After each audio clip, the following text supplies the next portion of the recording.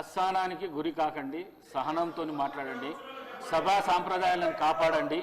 మీరు సీనియర్ శాసనసభ్యులు, మంత్రి పదవి కూడా చేశారు మీరు 10 సంవత్సరాలు. మీరు ఈ విధంగా మాట్లాడడము, సభను సాంప్రదాయాలను తప్పుదోవ పట్టించడం మంచిది కాదు. ప్లీజ్ మాట్లాడండి.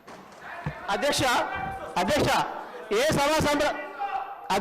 సభా సంప్రదాయానికి నేను విరుద్ధంగా మాట్లాడినా మీరు చెప్తే తర్వాత మాట్లాడదు. అధ్యక్ష నా విషయంలోనే నన్ను ప్రశ్నించడమే సభా సాంప్రదాయాలకు విరుద్ధము. అసలే కాదు అధ్యక్ష. నన్ను ప్రశ్నించడం ఈ సభ మన అందరిది. ఈ సభ మా అందరికి సమానమైన హక్కులు ఉన్నాయి. మా అందరి తరఫున మీరు పెద్ద మనిషి మాత్రమే కూర్చున్నారు తప్ప ఈ సభ మీ సొంతం కూడా కాదు. ఈ విషయం